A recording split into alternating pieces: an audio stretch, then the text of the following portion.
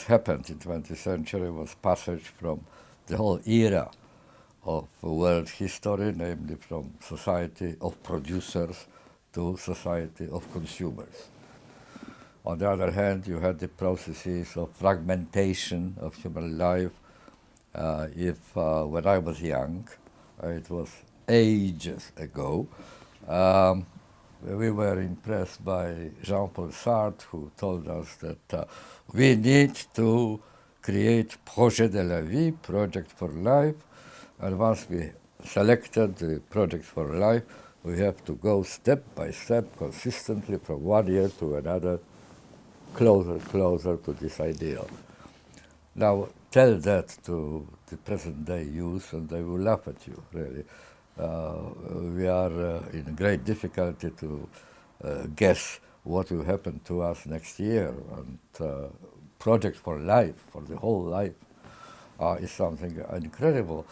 Life is split into episodes. It was not like that at the beginnings of 20th century. Societies have been individualized, namely, instead of thinking in terms of community to which you belong, nation to which you belong, political movement to which you belong, and so on, people tend to think, redefine the meaning of life, the purpose of life, the happiness in life, to what is happening to one's own person, the questions of identity, which play such a tremendously important role today in the world. You have to create your own identity. You don't inherit it. You not only you need to make it from scratch, but you have to spend your life, in fact, redefining your identity, because the styles of life, what is considered to be good for you and bad for you, the attractive, tempting forms of life change so many times in your life. If I try to list all fashions in this respect, which change in 86 years of my life, well, we would probably have to spend several hours here talking in order to name them all. So all these have changed. There are plenty of changes, not just the passage from totalitarianism to democracy, but so many other things.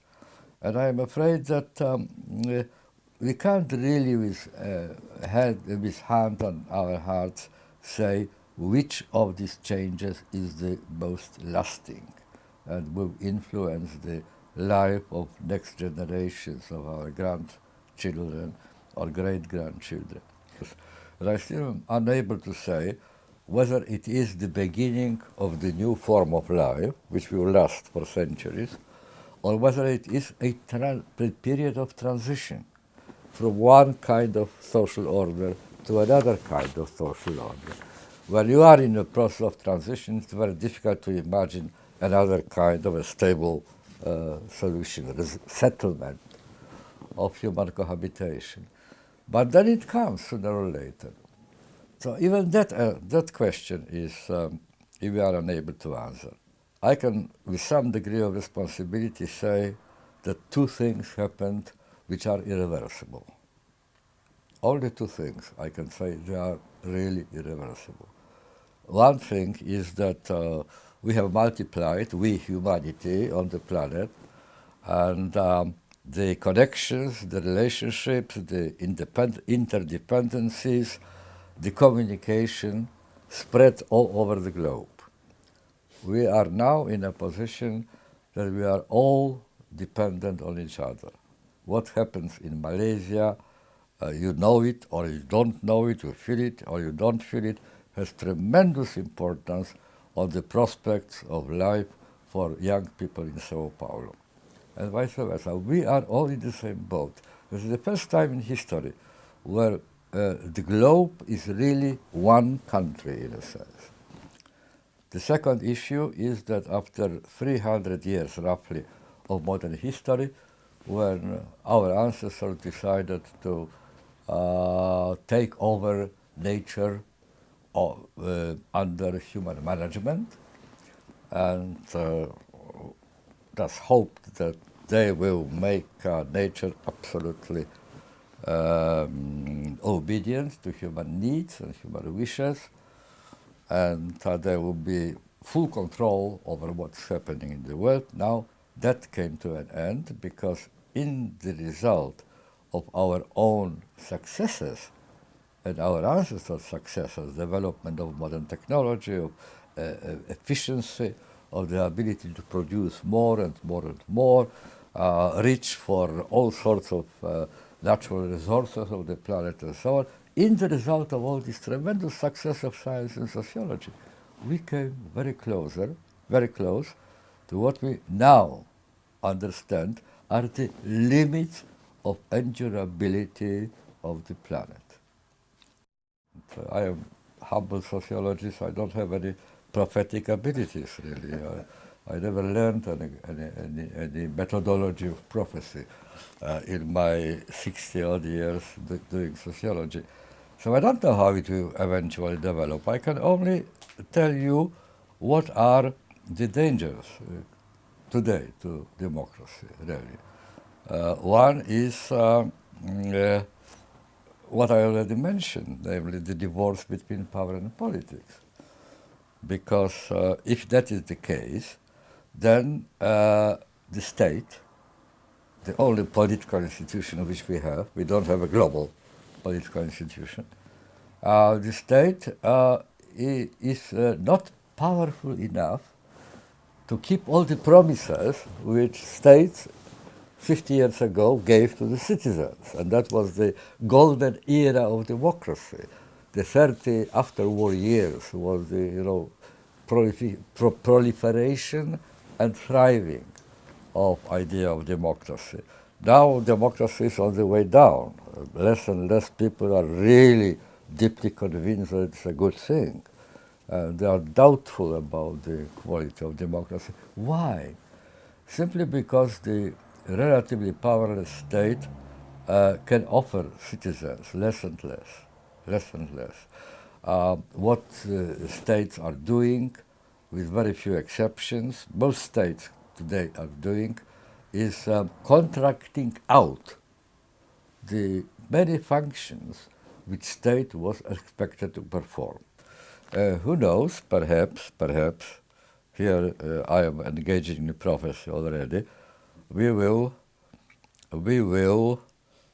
invent a global democracy sometime. And that would be a radical solution, mind you, because I don't believe that the framework of the nation state any longer is able to defend on its own the future of democracy, for reasons which I mentioned before, right? So we will have to invent, not I am too old for that, but you and your generation will have to invent global equivalent to the inventions of our forefathers.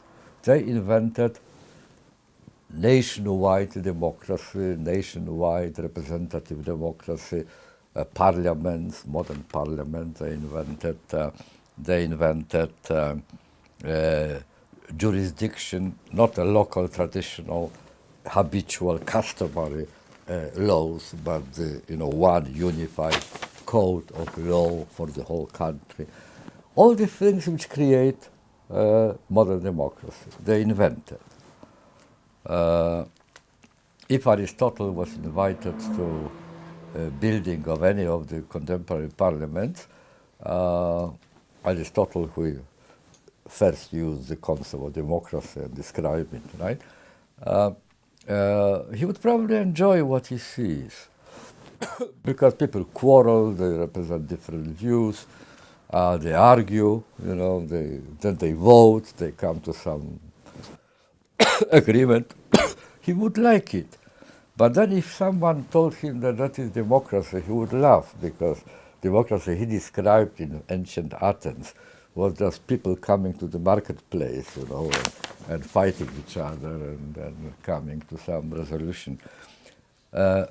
Which means that democracy is a notion which acquires over time in history different forms and different instruments, different strategies.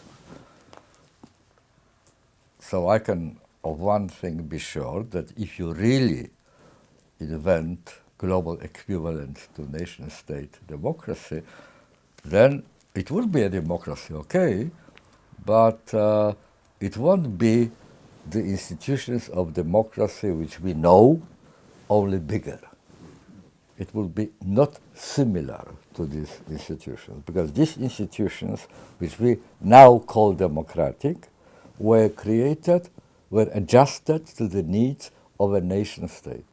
And then Castoriadis goes and says that autonomous individual and autonomous community, polity, can only exist together.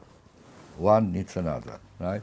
You can't be individual in a tyrannical society, in a totalitarian society. You are not really an individual. It must be a cooperation of the two autonomies with each other. Was very beautiful, but the danger came from unexpected side. When Castoriadis wrote these words, he wrote them against totalitarianism up there.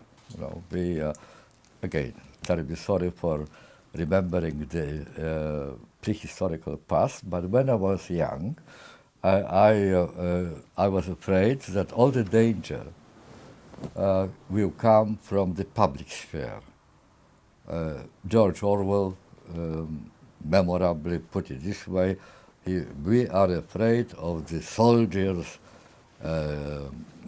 boot trampling human face. All right, that was a danger, there's no question about that. Our ancestors, and partly my own generation, managed to get over this danger, move it aside. We are not any longer afraid, really, as I was in my young, of the individuality being overwhelmed by the pressures from the top, censorship, the secret police, and so on. There are some remnants of it, but much alleviated, mitigated by comparison. The danger, however, to this autonomy came from the other side, from the sphere of the private and the individual. The nearest contemporary approximation of agora, of the place where democracy was made and remade and continued and developed and protected, the nearest approximation of it are chat shows on television, talk shows, and that's where masses watch, participate, telephone, send questions, messages, and something similar to what was done in ancient agora. Now, when you look at it, they are not discussing our shared interests. They are not discussing the well-being of society. They are not discussing what needs to be done to abolish and repair the troubles which we all suffer in one extent and in another. They just confess their ultimately private, individual, and very intimate problems, right? Ehrenberg, the French sociologist, famously pointed out that in his view, the postmodern revolution started on one Wednesday evening in 1980s, one autumn of 1980s, when certain Vivienne, that ordinary woman, in the presence of 6 million TV viewers, declared that she never experienced orgasm in her marriage because her husband, Michel, suffers of premature ejaculation. That was revolution, start of the revolution.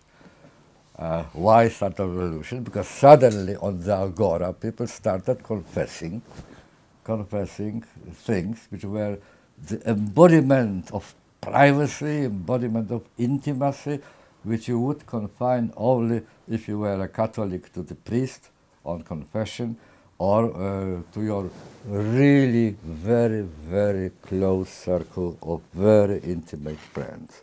But you wouldn't go to the public square and shout about it.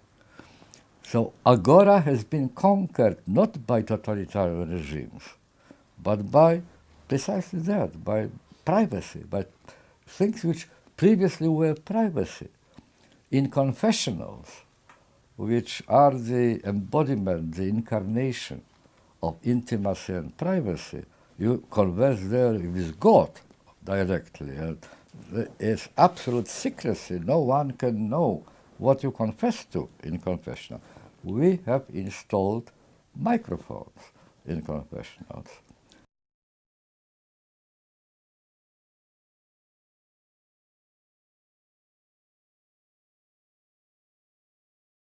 One addict of Facebook confided in me, not confided, he actually boasted to me that he made 500 friends in one day.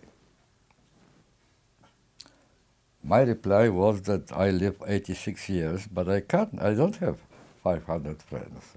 I didn't manage to do it. So presumably, when he says friend and I say friend, we don't mean the same thing. It's a different kind of friend.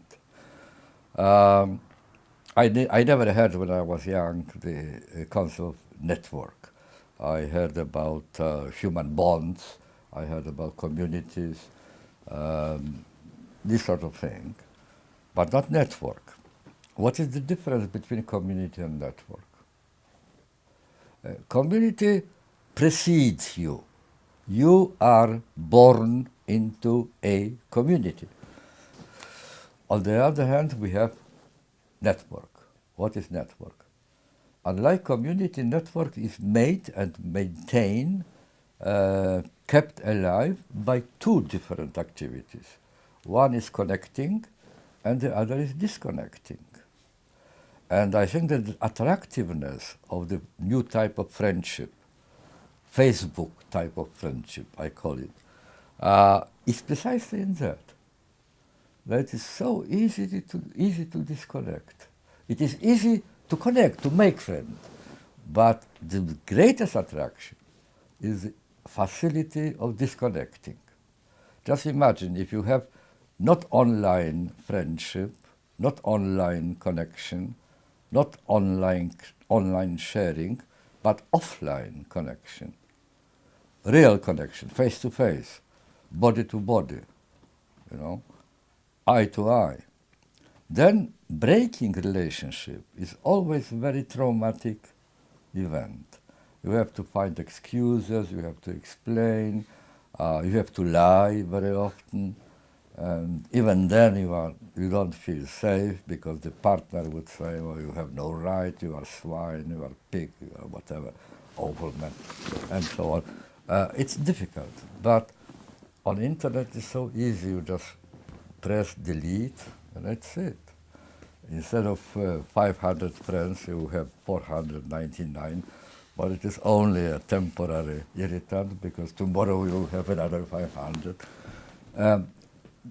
That undermines human bonds. Human bonds are a mixture of blessing and a curse. Blessing, because it is really tremendously pleasurable and tremendously satisfying to have another partner on whom you can rely and do something for him or for her. It's some kind of experience which is unavailable to the Facebook friendship. So it's a blessing. And I think that very many young people are not even aware what they lost because they never experienced this sort of situation. On the other hand, it is a curse because once you enter the bond, you expect to stay there forever. You swear, you take an oath, till death do us part, right? Forever. But what does it mean? It does mean that you mortgage your future.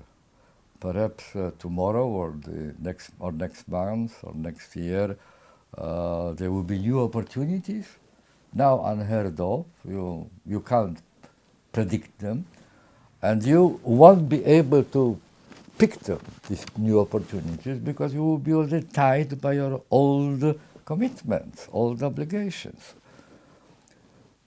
So it's a very ambivalent situation, and hence the curious phenomenon of this solitary person in a crowd of solitaries, right? We are all in solitude and in a crowd in the same time. That there are two essential values which are absolutely indispensable for a satisfying, rewarding, relatively happy life. One is security, the other is freedom. You can't be happy, you can't have a decent, dignified human life in the absence of one of them, right? Security without freedom is slavery. Freedom without security is complete chaos, inability to do anything, plan anything, even dream about anything. So you need both. The trouble, however, is that no one yet in history and on the planet found the golden formula, the perfect mixture of security and freedom. Each time you get more security, you surrender a bit of your freedom. There's no other way. Each time you get a bit more freedom, you surrender part of your security. So you gain something and you lose something. 70-odd years ago, Sigmund Freud published this famous and tremendously profound and influential book called Civilization and Its Discontents. He said that civilization is always an exchange, a trade-off, as he put it, trade-off. You give something of one value in order to get something of the other value. And he said, he wrote it in 1920s, and at that time he said that our problem, their problem of the old generation, was that they surrendered too much freedom for the sake of security. My deep conviction is that if Freud was giving this interview with me at the moment, he would probably repeat that every civilization is an exchange, a trade-off. But his diagnosis will be exactly opposite, that our troubles come today from the fact that we have surrendered too much of our security for the sake of more freedom. That's a dilemma. I think that I sense already some prodromal signs that the pendulum is beginning to move back towards more security. Social state comes again into public favors. People dream about it, They want stronger powers and more stability, a little bit more stability. It's very beginning. I'm not saying that we are already on the way, but there are signs that is happening. So my conclusions are twofold. One, we will never find the perfect solution of the dilemma between security and freedom. There always will be too much of one and too little of the other, right? And the second, that we will never stop looking for such a golden mean. That I don't believe that there is one way of being happy. There are many ways of being happy. There are two, in this little book about art of life, I wrote that there are two factors, independent factors, relatively independent factors, which shape up human life One is fate. Fate is the short name for all things on which we have no influence, which happen to us, but they are not of our doing. That's fate. And the other is character. And character is a very individual thing. You can work on your character if you want.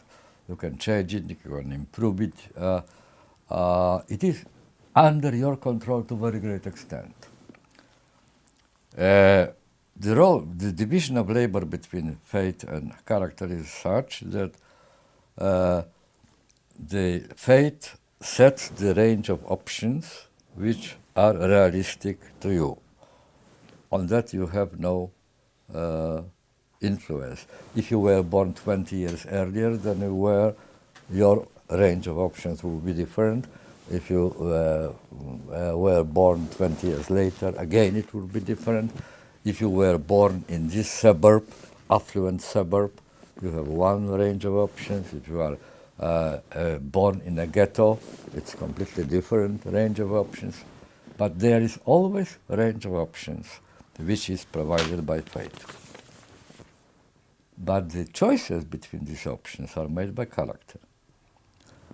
And because characters are very many and very different, you can't give one recipe for happiness. I know that there are counselors now who earn quite a lot of money by pretending that they have recipes for happiness. Don't believe them. They are, they are hoodwinking you. I would never dare to give such an advice. Well, I am not comparing myself with Socrates, but very many philosophers, contemporary philosophers, consider life of Socrates, his personality, which he constructed, as the most perfect, relatively perfect, which you can imagine. But what does it mean? Does it mean that if Socrates' kind of life, which he selected, is the perfect solution for Socrates anyway, does it mean that we all should imitate Socrates and try to be like him? No. The answer is on the contrary, because precisely Socrates considered a secret of his happiness in that he, on his own, by his own will, created the form of life which he lived. People who imitate somebody else's form of life, somebody else's model of happiness, are not like Socrates. On the contrary, they betray his recipe. They betray his recipe because his recipe precisely. Well, you can translate it in a simple term, saying that for every human being there is a perfect world made especially for him or for her.